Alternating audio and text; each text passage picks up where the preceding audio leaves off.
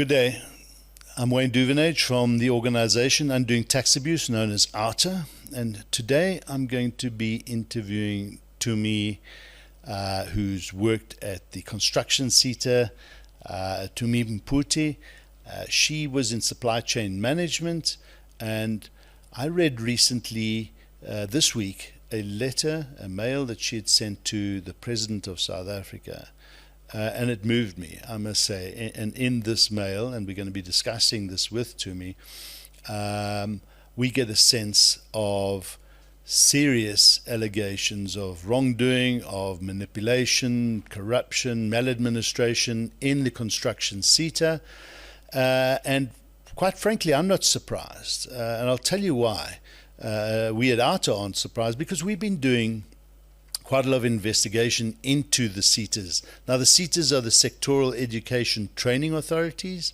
They receive skills development levies, 20 billion rand per annum between the 21 CETAs.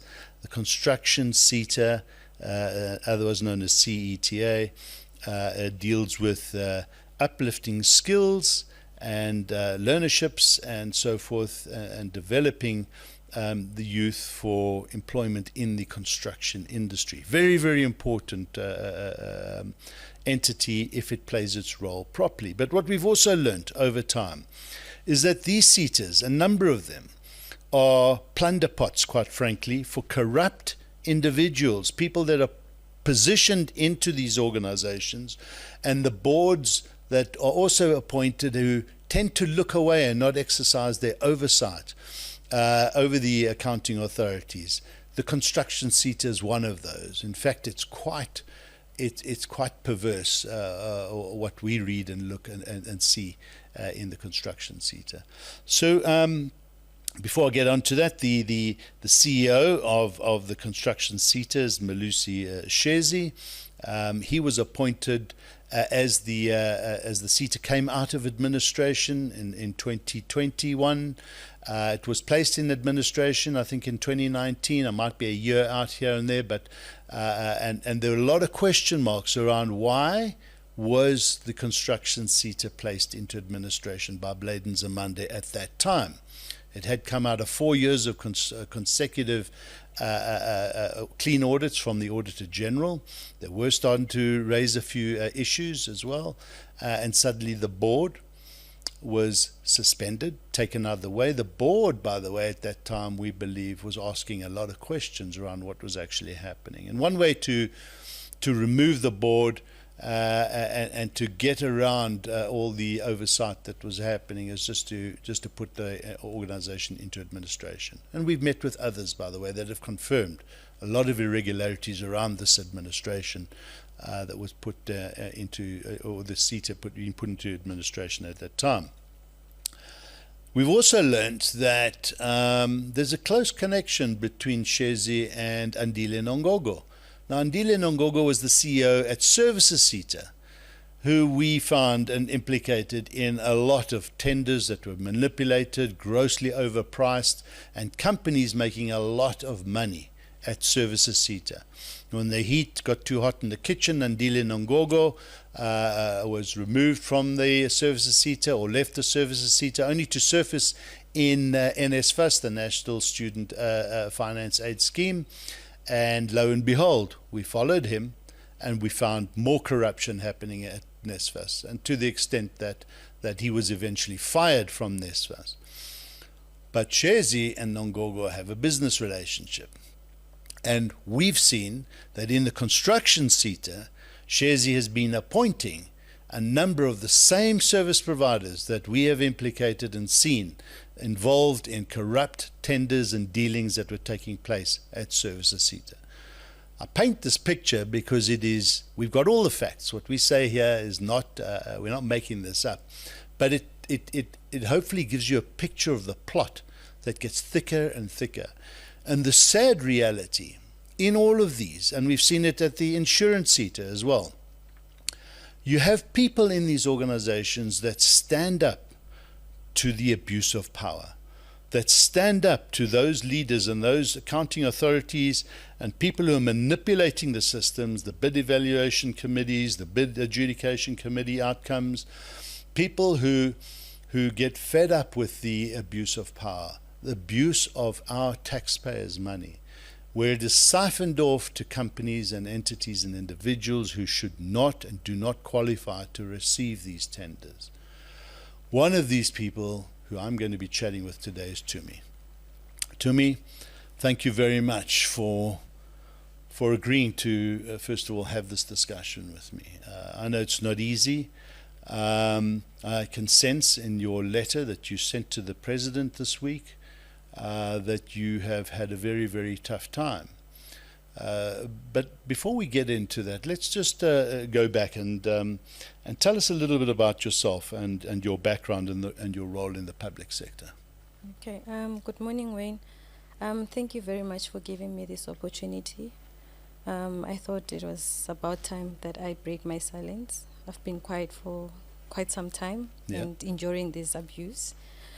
Just to give you a little bit of background on me. I have been in the procurement space for, I think, over 22 years. Yeah. And for me, being in procurement or in SCM, it's a passion. Mm-hmm. It's a passion. It's not something that I do because of the narrative that is being pushed out there that SCM officials are corrupt. For me, it's a passion. For me, I enjoy capacitating SMMEs, seeing them from not being able to execute a job, guiding them, and you see them perfecting their skill, and you see them grow and employing more people into their entities and assisting us in the public space to provide the service that is supposed to be provided by the government. Great. So, I mean, procurement is you're passionate about it, I can see. What does it mean to you? I mean, it's a tool that really should be used to build South Africa, to build capacity, as you say. Yes, for me, it's a tool. We know that currently South Africa it has a high rate of unemployment, and I believe that in the public space, as the government, we spend a lot of money in procurement, and that tool, if used properly, it can assist in creating jobs for a whole lot of youth and South Africans out there. But it's unfortunate that it's not being used properly. You find the space being highly politicized, where you find people coming in for what it's in there for them. People are coming into the space to fill up their pockets. So the system is not being used properly. It's used for people to make money. Corruption has taken over what is meant to create job, what is meant to improve the economy of South Africa. Yeah, it's sad and it's very sick, and you were in the thick of it at the construction CETA. I almost said corruption CETA, a bit of a Freudian slip, but I think it wouldn't be wrong of me to even say that. Tell us what you discovered in your journey. Now, I know there were two sort of periods, because you joined as it was in or coming out of its first administration. It went to administration twice, and you uncovered or saw conduct that you tried to fix, to try to get the authorities or the people in position who are managing the organization to do their job properly. Just take us through what you discovered. Okay, well, I joined the CETA in 2012, March. It was under administration at the time, and to be honest, the SCM unit was non-existent. SCM is Supply Chain Management Unit. Yeah, it was almost non-existent. There were a lot of irregularities. The policies were not done properly. When I came in, I must say I had my own challenges. Because of how I operate. I'm very strict when it comes to compliance. I found a lot of tenders that were already advertised, and I reviewed most of them and managed to cancel a whole lot of them. If you look at the period from the time I started until the time, let's say until 2018, the SCM improved quite a lot. And I must say it was not easy. It's not easy. because most of the time you are seen as a stumbling block, especially when you try and advise people to do the right thing. You will be seen as a stumbling block. So most of the time, I must say, all the CEOs, if someone doesn't know, they would say that I don't get along with all the CEOs, and I would be seen to be the one that is problematic, because obviously I stand my ground and I would like to believe I have a backbone, and if something is wrong, I will tell you that something is wrong. I'm not afraid to call something that is wrong that it is wrong. So you weren't going to be pushed over, and you challenged and stood up against the abuse of power. Some of the CEOs that you've I have worked with. Yeah, they didn't like you. Tell us, give us a couple of incidences where the CEO in that first period before it went back into administration were not happy with what you were doing. Well, we would fight a lot because most of the time you would pick up some interferences where they would like to tell you how certain things are supposed to be done, and I believe that there's a reason why I am hired in that space. I'm hired in that space because there's a certain service that I need to provide. So I felt like I'm not being allowed to specialize in that space. And then when you give advice, you are seen as a stumbling block. And then when there are issues, you must be the one that must come in account. So for me, it didn't work. So you were raising concerns? So I would raise concerns and say, this thing is not done correctly. Tell us some of those. What wasn't being done? I remember at the time there was a tender for, I think it was HR at the time, where something was not right. Roughly when was this? Which year? I think it was around 2015-16. Okay. Where they wanted, we went out on an RFQ, if I remember correctly, on an RFQ or a tender for a recruitment agency. And I could see that some things are not being done properly, and when I advised, I was seen as a stumbling block. Yeah. I remember there was a period where I was even sent home to go and sit home and they got someone from finance to come and actually do that particular RFQ. Fulfill your role. Yeah, to fulfill my role. And guess what? I think it was reported on Public Protector or something like that, because I remember being called in and I was asked to have a look and check what actually went wrong. When I was there, when I could have prevented it, but I was not allowed to play my role. And then the organization ended up being in trouble because certain things were not done properly. You were suspended at one time then, before we went into administration in 2020, is that right? No, I was suspended during the administration. Okay. While in CETA, it's not in CETA, construction CETA was in administration around 2020. Yes, I was suspended following the Goboto investigation. Tell us about the Goboto investigation. Who instructed that? Okay, so what happened is that I think around 2018 there were allegations that the former CEO, Ms. Bilusa, made against the chairperson of the board, where there were some allegations of the interference of the chairperson wanting to tell the CEO which companies to appoint, and then he reported the matter to DHET. Then DHET instituted an investigation through NSA. NSA, they did their NSA is the National Skills Authority. Yes, they did their own preliminary investigation, and then following which they then recommended that there must be an independent investigation. That's when Goboto came in. The minister then DHET appointed Goboto to do the investigation. So Goboto came in, they did their own investigation. As far as SCM is concerned, they were focusing on 3 tenders.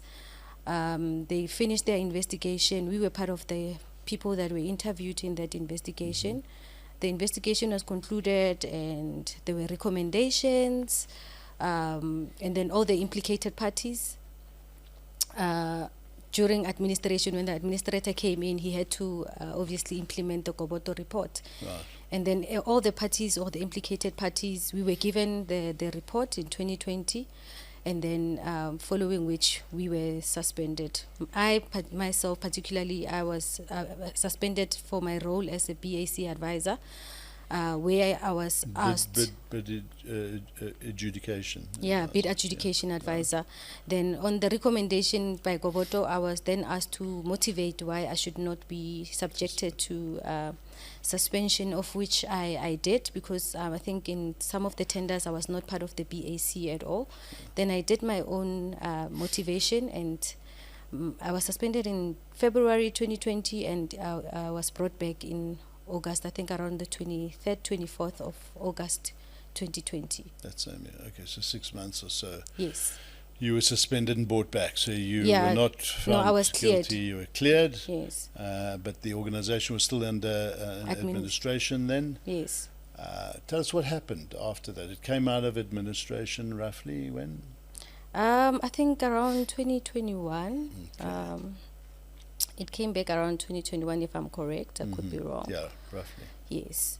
So, after I came back from suspension, I was also suspended again. Really? Yes. Why? So when I came back around the 24th, 23rd, there was a tender that was being evaluated, almost being finalized. And then in that tender, when I came in, the SCM advisor was not there. Then I was asked to come in and fill in the role of the SCM advisor. In that tender, then I figured out that things were not done correctly, because they had done all the evaluation. They were almost finalizing the report. There was a recommended bidder called Mavic. And then sitting in that meeting, I could see that the BEC, they are trying to disqualify this bidder. After it has gone through all this process, they are trying to disqualify it because they are eyeing. They'd won the tender. Mavic had fairly won the tender, but they were trying to push a company called Training Young Minds, who did not meet the requirements. They were disqualified. Yes. Yeah, so then I advised in that committee that, guys, you cannot disqualify a bidder after they have met all the requirements. You cannot even find a reason to disqualify them that is not part of the specifications. Then as a result, that meeting was adjourned. Yeah. It was 24th of February of August 2020. It was adjourned. After the adjournment of the meeting, the two administrator advisors followed me to my office. Yeah. When we got to the office, they were begging me practically and asking me to help them disqualify Training Young Minds. They're asking me to go through the specification and see if I can find something to disqualify a Mavic.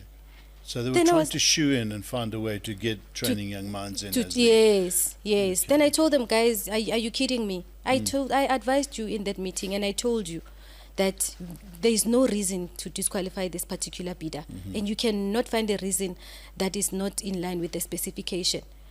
And then I think they went back to the administrator and they told the administrator, I don't know what they told him, but the following day, the entire SCM team was suspended. Really, huh? Yeah. Entire team was suspended from SCM. We were told that we are being suspended because the administrator is instituting a DUJA investigation into SCM. But what was surprising is that DUJA was not only investigating SCM, there were other units that were investigated. But the officials in those units were not moved. We were the only ones that were moved, simply because they cannot get what they want from the team.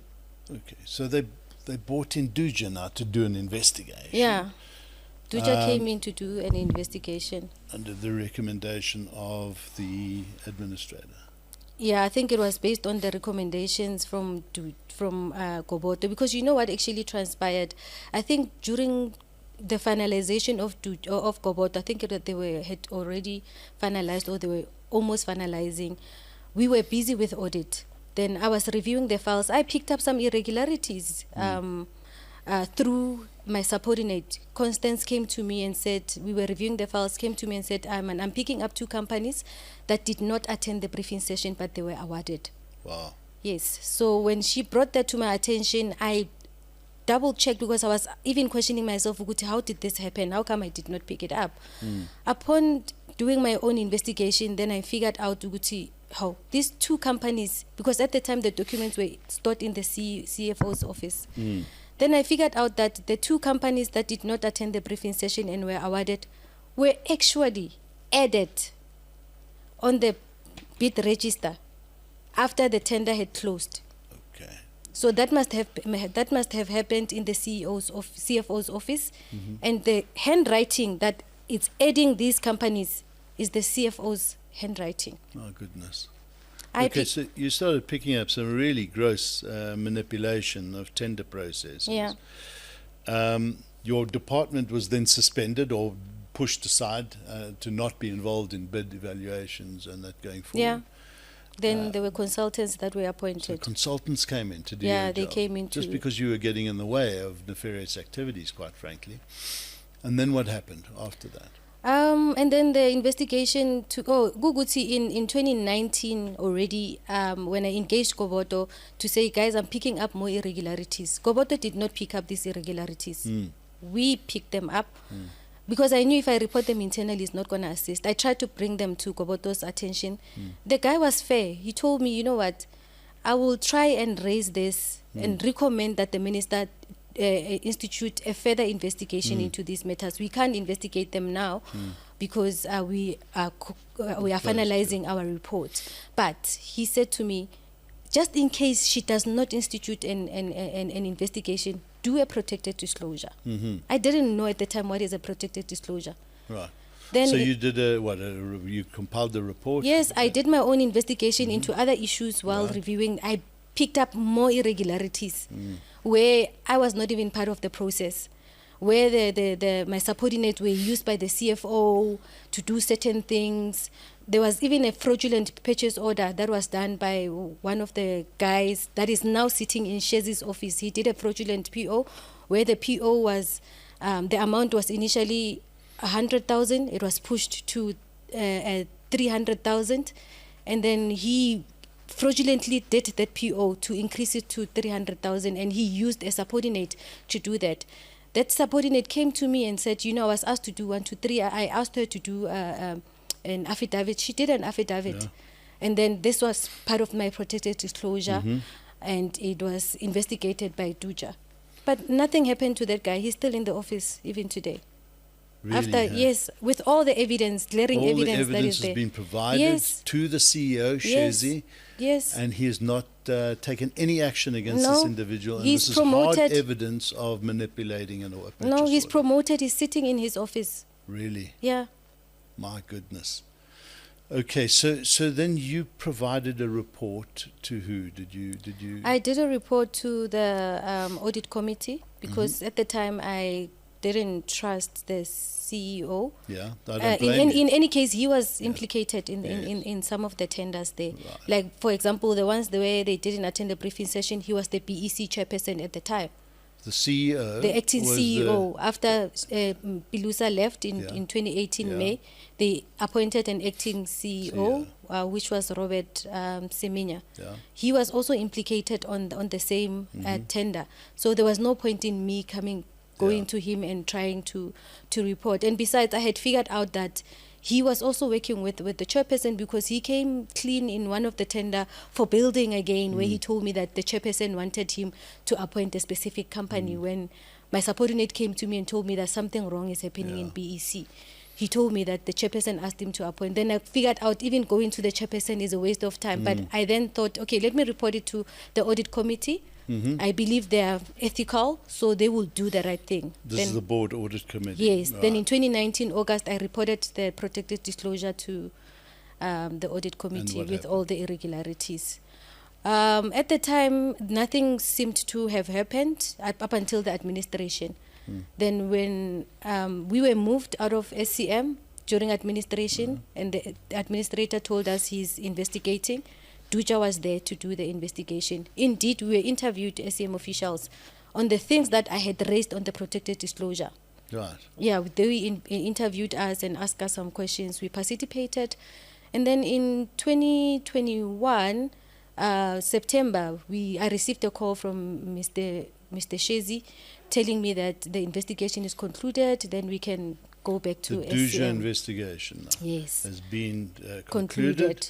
and you could go back to work. Yeah, we could go back to SCM. Go back to supply chain management. That was your role that you originally put in for. Okay, and then tell us how long that lasted. It didn't last that long because after we were then reinstated to SCM, obviously there were people that were doing my job Before I take over the role, I need to review and make sure that everything is correctly and ask them questions whilst they are still there, because they were still there. They had not done the handover. They were still doing the SCM work on the few days that we came in. I then reviewed the files and I picked up a lot of irregularities. Really? Yes, and I compiled the report with these irregularities and gave it to the CEO. Give us an example of one or two of those irregularities. For example, one example is the appointment of Vodacom. They appointed Vodacom for MPLS. When you look at the process, none of the bidders met the requirements. None of the bidders met the requirements. I'll make an example because I can't remember on top of my head. Let's say, for example, one of the requirements was that maybe a company needed to have a PhD. I'll make an example. And then none of the companies had PhD. Then during the evaluation, BEC recommended and said, okay, none of the bidders are meeting the requirements. When it got to BAC, where Shezi was sitting as the BAC chairperson, He's the CEO and sitting as he the was not the chairperson. CEO at Not the time. He okay. was the advisor to the Advisor, administrator. okay. Yeah, he was sitting there as the BAC chairperson. He wrote a memo to relax a mandatory requirement after the tender had closed. Right? Yeah, they relaxed the mandatory requirements because they were supposed to cancel it Yeah. and re-advertise, reissue it and remove that mandatory so that everyone is given a fair chance, because there are bidders that did not bid because they did not have that specific requirement. Now it get relaxed after the tender is closed, and then Vodacom, he motivated why it should be relaxed. And for some mind-boggling reason, it was approved by the administrator that it can be relaxed. That is a huge irregularity. You cannot relax mandatory after you have appointed. So you, in coming back into your supply chain management role, evaluate all of these bids that had gone, tenders that were being evaluated, and found all these irregularities. Yeah, one of them, it was the Coin Invest. Coin Invest was also one of the... Coinvest. Yeah. Yeah, this is a company that came out of services CETA where Andile Nongogo was also promoting them, and we've raised a lot of concerns. Yeah, there was also an irregularity Coinvest, in how they were appointed, and I raised it with him. So what also shocked me is how he then said we must institute a probity review. Because probity review, so that it can then rubber stamp my findings, the irregularities that I found out, before any decisions can be made. And I told him that a probity review, it's normally done before the appointment. Yeah. So what's the point of doing it now? Because we have already appointed. You know, he said, no, I want to be sure before we can make any decisions. It's only now that I'm realizing that actually he was trying to investigate himself and see how badly is he implicated, so that he can try and fix some of these things. Yeah. Indeed, the probity company was appointed, and on their draft report, they picked up the same issues I picked up. Right. When it was shared with us. Based on that draft report, I then made recommendations. I looked at, like, IT, for example. You can't just up and cancel an IT contract. I said we need to give them a notice and cancel the contract in 6 months whilst we are restarting a new process, so that we stop the irregularity. Yeah. Some of them I would recommend that they must stop immediately.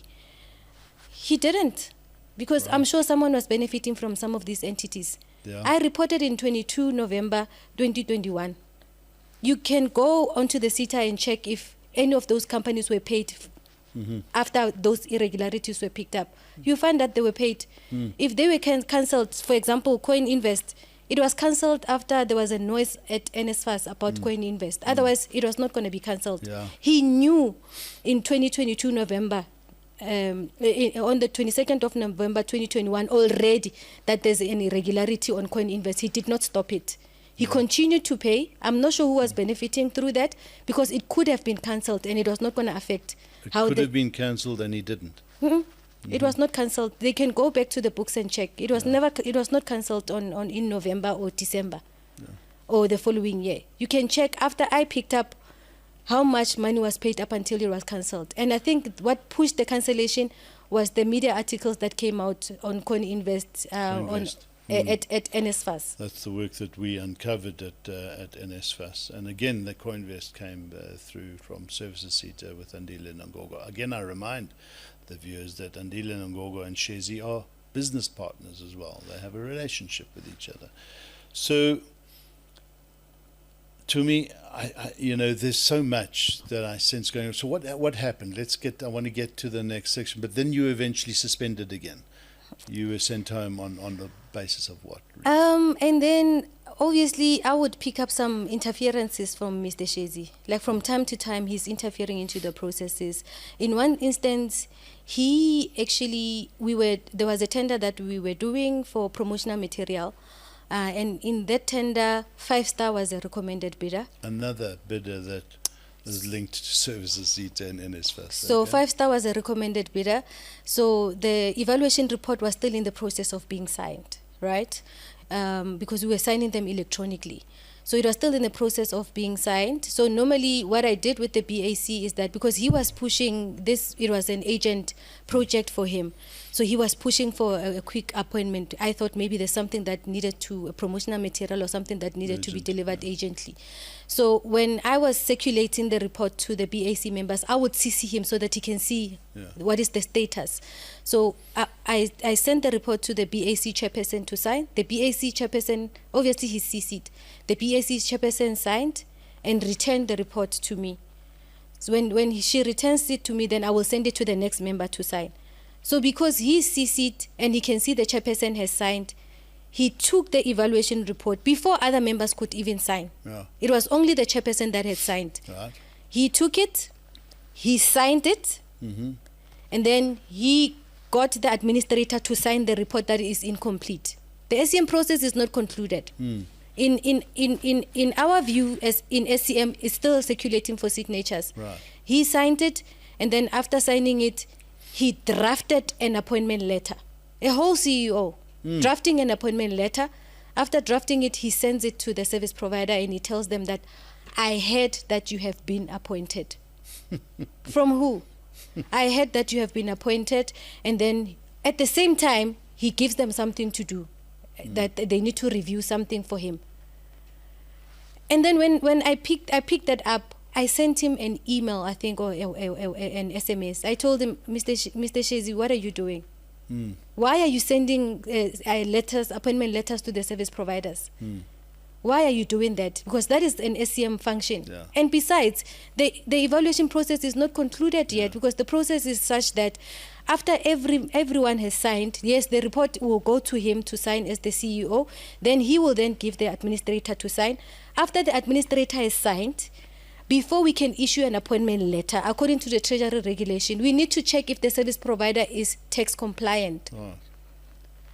So he sent the appointment letter. We continued with our own process of getting the report signed and following the process. After it was signed and he re-signed the report, the report again after everyone has signed, then when we checked, the service provider was non-compliant. Isn't this something that should have been picked up before the bid evaluation process, right? No. You because remember CSD, how it happens, it updates every 24 hours. So if you check it at the BEC, by the time you appoint, they could be non-compliant. Okay. So that's why the regulation even specifies that you check before the appointment. Oy. So before you appoint, you check So if they're still... He jumped the gun, eh? He jumped the gun and sent them an appointment letter before we could even conclude the SCM process. And at that time of sending them the appointment letter, they were non-compliant. So to me, you were suspended when? Then I was suspended on the 1st of June. Shortly after this?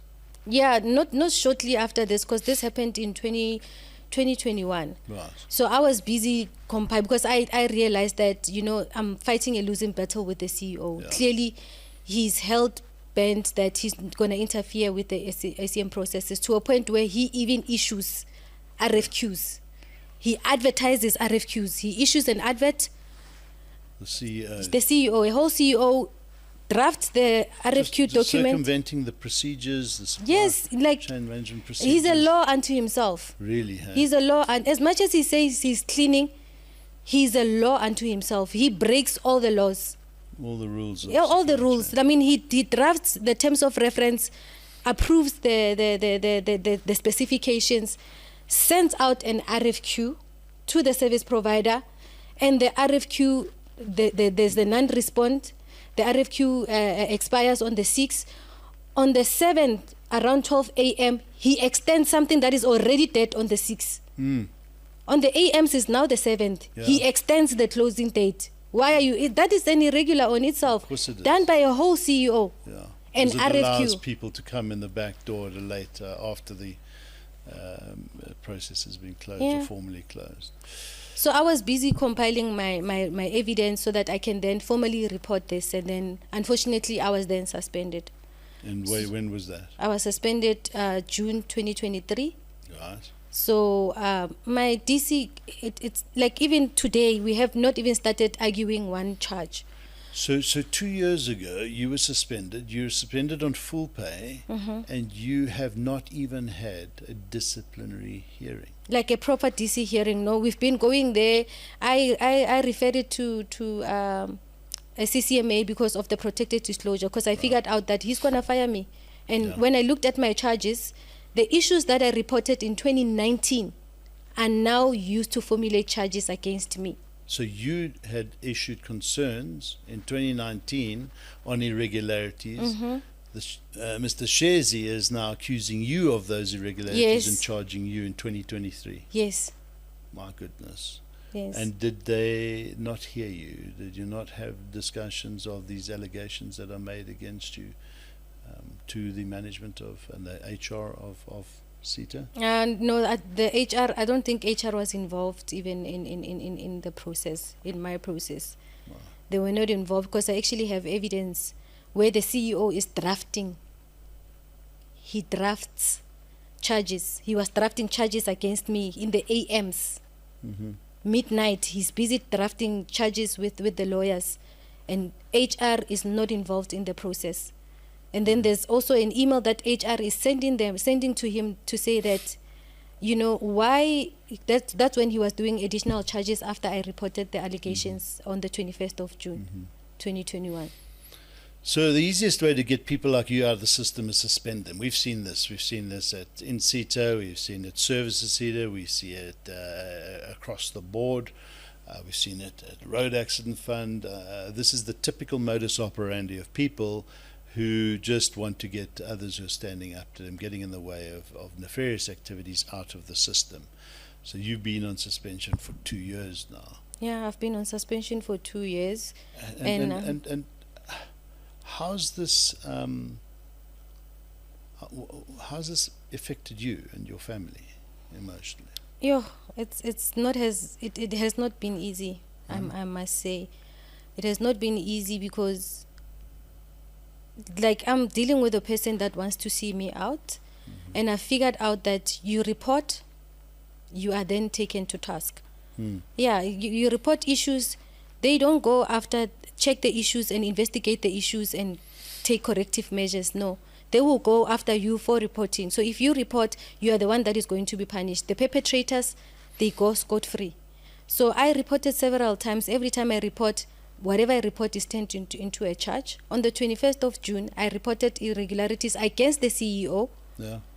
He used what I reported against him to formulate 43 additional charges against me. You. And the board said, and they allowed him to do that. I even reported to the board to say, this is further victimization by the CEO. They did nothing. They haven't even called you in. They haven't to have a even called discussion me. with you. The allegations I reported on the 21st of June 2024 are not investigated. They are not investigated, but they are good enough to be used against me. But they cannot investigate them to take the Accounting person, authority to yes, account, to to take the task. CEO to account.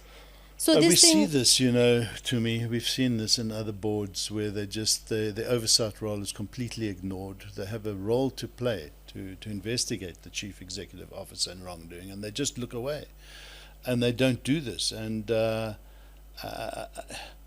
guess you start to see your name now coming up in the media. Your name is thrown around in the Duja report, which you've not seen, but yet it's being spoken about at the Portfolio Committee in Parliament. Is that right? yeah, I saw they spoke about it, and they said that report is not made public and it's not implemented. But I have evidence that it has been implemented on me Wow. in July already by the CEO. July of which year? July 2023. So I mean, July 2024, the last CEO year. used the Duja report to formulate a charge against me. I have that evidence. Okay. So that report has not been formalized. It is not supposed to be utilized or referenced. I was never informed of that I'm being implicated by it. I was never given a right of reply.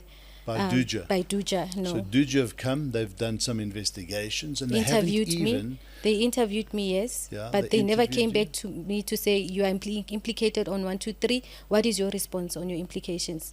I was never given that right of reply. Shocking. And to my shock, the CEO has the nerve to go in Parliament and lie under oath that that report is not implicated when he knows that he implemented the report. He's used it against you. He's used it against me. I mean, most of the SCM issues that are raised, that we were interviewed on, it's what I raised on my protected disclosure for 2019. And most of my charges, they consist of the things that I have reported. So I reported the issues to the board, and the board did nothing. Then I had to escalate it to the minister. So you've written to the minister? You've not had a response? I wrote to the minister in July 2024. She had just come into her position then. This is Nabuhle Nkabane. Yes. Yeah. And all I received was an acknowledgement of receipt by the PA. Yeah. And then after that, I've had nothing. Okay. Like, remember at the time, I feel bullied by the CEO. I feel bullied by the board because the chairperson of the board was going around the media blaming me for the letter that was leaked and all the media reports against the CEO. I was being blamed for that. And you didn't leak it? I didn't leak it. I had no reason to leak it. That letter being leaked, it affected me emotionally, and it also affected my kids. Really? Tell me. I mean, I have 3 teenagers. They are active on social media. They see me home every day. I can't even explain why I'm sitting at home. My kids have seen me leave the house 4 a.m. to go to work, come back 12 a.m., working for the CETA. And the next thing, I'm sitting at home and my name is going around as if I've done something wrong. And all I did was to report irregularities. That's all I've been doing. I don't take bribes from suppliers. I support capacitation of SMMEs. I cannot be the same person that takes money from the SMMEs that are already struggling. I don't do that. And so you report irregularities and then I get punished for that. That is my only sin. I've been sitting at home for almost 24 months because I report irregularities. And the CEO is unaccountable. He is untouched. I feel like he's being supported by the board and the minister by doing nothing after I reported to her. I feel like she too is also supporting what the CEO is doing. And I'm the one that's sitting there and being victimized. And your I'm not even children are reading safe. about you in the media, and they get their friends asking them questions. Why is your mother involved in corruption? She's being implicated. That must be hard. It is. If I leave and I don't come home in time, they start panicking. They start panicking. And the other time I was driving with them and I was followed. There was a car that was following me. Yes, I had to speed around with the kids. Tell me, what gives you the strength to keep speaking out like this? I think, to be honest, I don't know. I believe there are other SCM officials out there that are ethical, that are there to do their jobs, and they are probably being victimized and they are sitting in silence because they are scared of losing their jobs. So I thought, let me just speak out. Maybe someone will hear me. The minister did not hear me. The board did not hear me. I escalated to the portfolio committee. They also are silent. I take it that they are also supporting what the CEO is doing. And they are sending a very wrong message to other officials out there that you don't report. You need to keep your silence to keep your job. And what does our silence do? It affects the very same economy. It affects the SMMEs. It allows the corruption to grow. It tells us that if you are corrupt, you are going to be compensated. If you stand out for the truth, you will be persecuted. I am that person that is sitting right now and I'm being persecuted for standing up for the truth. And no one is supporting me. Listening. No one is listening to me. And I guess they will listen one day when it's late. Like I'll probably get my flowers when I'm 6 feet underground, because that's how our government operates. And sometimes I wonder if this is happening simply because I don't have any political affiliation. Is it happening because I don't know anyone in higher places? Is it happening because I don't have state press to buy people around? Is it happening because I'm a woman? I don't know. But the CEO is abusing me, guys. CEO is not only abusing me, all the whistleblowers at the CETA. You report something, you are suspended. Now, there's a case of one lady, Constance Matapula. She's dismissed for issues she did not do, for things she did not commit. But she probably also got in the way of these nefarious. Yeah, she's also dismissed because she reported certain issues and the perpetrator is sitting in the CEO's office. To me, obviously, this is clearly justice, what justice looks like to you. It's just non-existent. And people like Babita Diokaran are examples of what happens when you stand up, and this is what you fear. Yeah. And I don't know what can happen to me tomorrow. I've written everywhere. Okay. I have written to the public protector, and I won't say anything bad about the public protector. They wrote to the CETA, they wrote to the portfolio committee. The portfolio committee told them that my matter is before them. It's been before them for how long? Only when the public protector approaches them, now they come and say, my matter will be discussed on the 18th of June. Why did the public protector have had to intervene for them to discuss my matter? Yeah. Exactly. What are they going to do even? Yeah. Because there is no investigation against the allegations against the CEO. He's not being held accountable. Yeah. He probably have wiped all the evidence by now. To me, I just want to close this conversation by saying, firstly, I want to recognize you as a very brave person, very courageous, for standing your ground. I'm hoping that this message gets to the minister. I know the minister is new in this portfolio, not so new now, 8-9 months. She has inherited a portfolio in the higher education department from Bladen Zamande, which I, and on record as saying, I think this is one of the most corrupt syndicates and corrupt entities in this country. Higher education, from the NSFAS to the CETAs, we've seen it. We do a lot of investigations here. And I'm going to appeal to the minister in Kibane to listen to your story and to start taking action. New boards are coming in and are being appointed to these skills development levies, the CETAs. Recently, we saw a list of people that just were political appointees to this board, and thank goodness the president and the minister intervened to pull that list back for the board chair nominations. That process is open right now, and it is our view and it is our wish and desire that the minister appoints highly impactful, courageous and effective and qualified people onto chairing those boards, because it is precisely the experience that you've had and many other whistleblowers and many other people who've stood their ground at these CETAs that have been pushed out, victimized, bullied, your lives made hell as a result of people like Mr. Shezi and others in these CETAs that have got no regard for taxpayers' money, have got everything to do with enriching other organizations and companies at our expense and ruining your life, ruining your lives. It's despicable, it's unacceptable, and I appeal to you, Minister, when you read and when you watch this, and to the President if it gets that far. This is time for action. We cannot continue with running this country in this way. We have opportunities to clean house. We have been out of state capture for 10 years now, 8 years, and we still, to this day, experience this type of abuse and capture of our state institutions like the sectoral education training authorities. We really cannot carry on like this. We need to change the situation now. So I would urge you, Minister and Mr. President, do proper investigations, get independent, well-known organizations, not the ones that the CEOs and others appoint to do these fictitious reports that start to implicate people, and they're not even given the opportunity to hear the implications against them and to answer those implications and the allegations against them. This is unacceptable. This is gross abuse of power.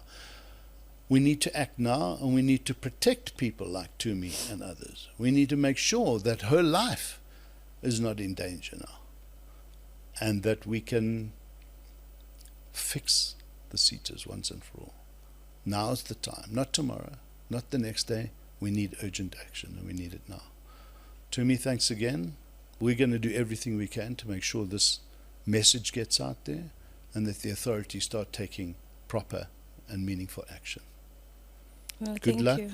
Good luck with your future. And it is our request to the Minister and others, people like you, once we clean out and get rid of the rot in these CETAs, to bring you back into these organizations, because people like you that need to be ensconced to clean up and protect the waste of taxpayers' money. Thank you very much, and we will stay close to you, we'll stay in touch, and we'll make sure that your life going forward is put in a better place. Thank you. Good luck.